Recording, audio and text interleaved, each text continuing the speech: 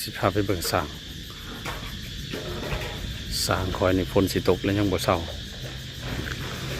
สมบ่นำเวียกเพิ่นเวียกทาสีกลางคืนนี่เลยนี่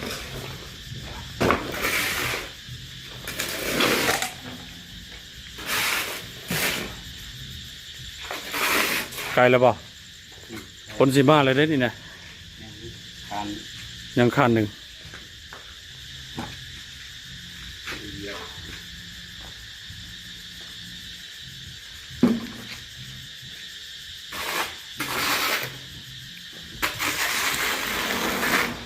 คนสิตกมาแล้ว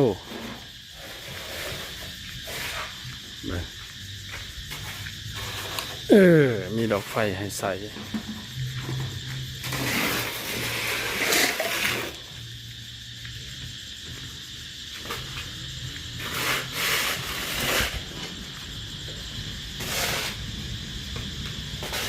ผมเลือกวิตามิน B12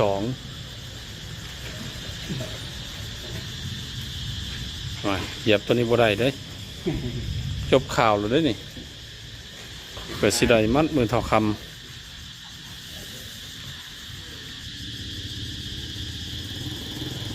ถือว่าเวียกนักตัวยังยากกับค่อนข้างจะแล้ว